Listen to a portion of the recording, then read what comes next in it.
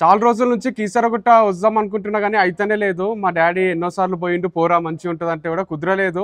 ఈ మధ్యన మెసేజెస్ కూడా చేస్తుండ్రు, శివరాత్రి వస్తుంది కదా ఒకసారి కీసరగుట్ట పోవన్నా, దాని గురించి చెప్పు అని. నన్ను గుర్తుపట్టిండ్రు, లోపల పోతానే మా సంతోషం అయింది. సో పంతులారు మీరే చెప్పాలి దీని గొప్పతనం. తప్పకుండా కేసరగిరి రామలింగేశ్వర స్వామి అని పేరు రావడం గల కారణము, ఇక్కడ స్వామివారు ఈ ప్రదేశానికి వచ్చి రాములవారే స్వయంగా ఇక్కడికి వచ్చి ఇక్కడ ప్రకృతి వాతావరణం చూసి ఆంజనేయ స్వామి పిలిచి చెప్పాడు, ఆంజనేయ ఇక్కడ చాలా నాకు ఎందుకో శివుని పూజ చేసుకుంటే బాగుండని సంకల్పం కలుగుతుంది కనుక ఒక శివలింగాన్ని ఏర్పాటు చేయగలుగుతావా అని చెప్పి ఆంజనేయ స్వామి అడిగాడు.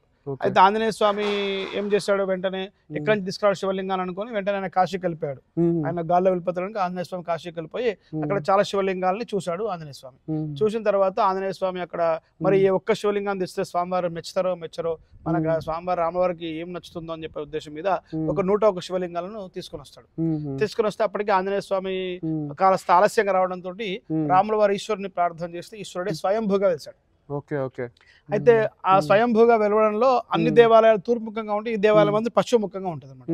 ఎందుకు అలాగంటే ఆ సూర్యాస్తమ సమయంలో స్వామివారు ఉద్భవించారు కనుక సూర్యుడు అస్తమిస్తున్నప్పుడు ఉన్నది కనుక అటువైపు అంటే పశ్చిమముఖంగా స్వామివారు వెలిసి ఉన్నారు. ఇక్కడ ప్రత్యేకత అది.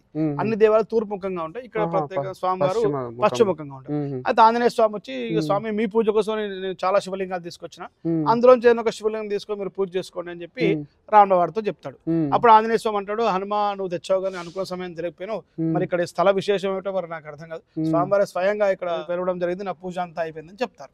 చెప్తే అప్పుడు ఆంజనేయ స్వామి బాధపడతాడు, స్వామి మీ పూజ అయిపోయింది, నేను తెచ్చిన శివలింగం మీ పూజకు బాధతోటి ఆ శివలింగాలని తోకుందని విసిరివేస్తాడు. విసిరివేస్తే అవన్నీ కొండపైన అక్కడ చెల్లా చెదురుగా పడున్నాయి.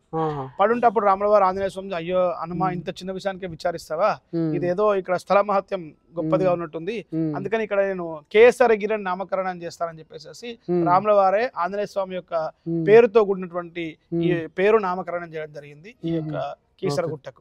కేసరి అంటే ఆంజనేయ స్వామి తండ్రి పేరు అన్నమాట, గిరి అంటే గుట్ట. ఆ కేసరగిరిని మనం కీసరగుట్టగా పిలుచుకుంటున్నాం. ఇది స్వయంభూ స్వామి వారు, మరి తర్వాత రాముల వారి చేత మొదటిసారి పూజింపబడిన శివలింగం, అందుకే రామలింగేశ్వర స్వామి పేరు. అందులో విశేషం పశ్చిమముఖంగా ఉండడం. ప్రకృతి కూడా చాలా మనకు రాముల వారికే ఇక్కడ ప్రకృతి నచ్చిందంటే ఇక్కడ ప్రకృతి సౌందర్యాలు చాలా ఉంటాయి. హైదరాబాద్ కు మన కూతవేడు దూరంలో ఉంది, ఇంత మంచి క్షేత్రం హైదరాబాద్ దగ్గరలో ఉండడం మన అందరం అదృష్టంగా భావం చేస్తాం. శివరాత్రి కోసం అరేంజ్మెంట్స్ శివరాత్రి మనకి ఈ నెల 26 తారీఖు ఉంది.